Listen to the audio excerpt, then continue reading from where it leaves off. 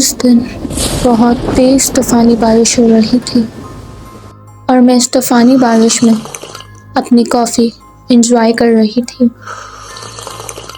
तो मैंने सोचा कि क्यों ना इस मौसम में मैं पिज़्ज़ा एंजॉय करूं। फिर मैंने अपनी पॉकेट से फ़ोन निकाला और एक चीज़ पिज़्ज़ा ऑर्डर किया। जब तक पिज़्ज़ा आ रहा था मैंने सोचा कि मैं टीवी देख लेती हूँ, मगर जब मैं टीवी देख ही रही थी तो अचानक से बेल बजी। बेल की आवाज़ सुनकर मैं दरवाज़ा खोलने गई। दरवाजे के पास पहुंचकर मैंने पूछा, कौन है? फिर सामने से जवाब आया, योर पिज़्ज़ा मैन। ये सुनकर मैंने फौरन से दरवाज़ा खोल दिया। जब मैंने दरवाज़ा खोला तो सामने ही पिज़्ज़ा बॉय खड़ा था और मैंने जल्दी से उसे पैसे दिए ताकि वो मुझे मेरा पिज़्ज़ा दे सके, मगर वो मुझसे कहने लगा, सॉरी मैम, मेरे पास एक्सचेंज नहीं है, आप अपने किसी रिलेटिव से ले लीजिए। तो मैंने उससे कहा, मैं अपने रिलेटिव्स के साथ नहीं रहती, कोई बात नहीं, आप रख लीजिए। ये बात सुनकर उसके मुंह पे तो जैसे रौनक ही आ गई थी। पता नहीं क्यों, मगर उसके सामने मैं थोड़ा अनकंफर्टेबल फील कर रही थी। इसलिए मैं ये चाह रही थी कि जल्द से जल्द वो मुझे मेरा पिज़्ज़ा दे और मैं चली जाऊं। फिर उसने मुझे मेरा पिज़्ज़ा दिया और कहने लगा, मैम, अगर आप बुरा ना माने तो थोड़ा सा पानी मिल सकता है। मैंने उससे कहा, ठीक है, आप यहीं खड़े रहिए, मैं अभी लेके आती हूँ। और फिर मैं पानी लेने के लिए चली गई। मगर उस वक्त मैंने जो सबसे बड़ी गलती की वो ये थी कि मैं दरवाज़ा खोल कर चली गई थी। जब मैं पानी लेकर वापस आई तो वहाँ पर कोई भी नहीं था। मैं समझी शायद वो जा चुका है, इसलिए मैं भी इत्मीनान से दरवाज़ा बंद कर वापस आ गई।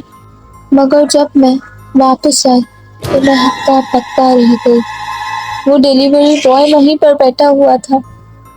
मुझे देखकर वो खड़ा हो गया और कहने लगा, मेरी लड़की, जो भी तुम्हारे घर में है, जितना भी कैश या पैसा सब मुझे लाकर दे दो, वरना मैं तुम्हें जान से मार दूंगा। इस डिलीवरी बॉय की बात सुनकर मैं फौरन अपने कमरे में आई और पुलिस का नंबर डायल करने लगी। लेकिन अनफॉर्चुनेटली बारिश इतनी तेज हो रही थी कि सिग्नल्स भी नहीं आ रहे थे।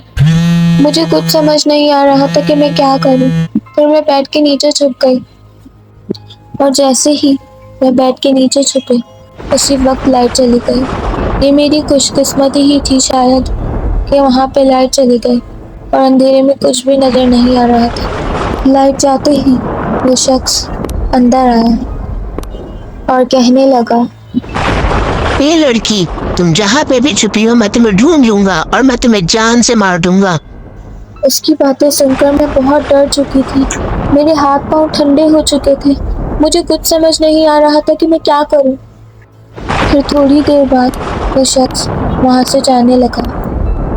लेकिन जैसे ही वो जा रहा था अचानक से मेरा फोन बजने लगा। मुझे कुछ समझ नहीं आ रहा था कि मैं क्या करूं। मैं बस यही सोच रही थी कि शायद अब वो मुझे पकड़ लेगा। मैंने जल्दी से अपना फोन साइलेंट करने की कोशिश की, मगर अफसोस कि वो वापस बेड के पास आकर खड़ा हो गया। जब वो वापस बेड के पास आकर खड़ा हुआ मैं बहुत डर चुकी थी। मुझे कुछ समझ नहीं आ रहा था कि मैं क्या करूं। उसके पाँव मेरे बेड के नीचे से नजर आ रहे थे, जैसे वो बिल्कुल मेरे सामने ही खड़ा था। उस वक्त मैंने डर के मारे अपनी आंखें बंद कर ली थी कि वो किसी भी वक्त बेड के नीचे देख सकता है। मुझे कुछ समझ नहीं आ रहा था कि मैं क्या करूं।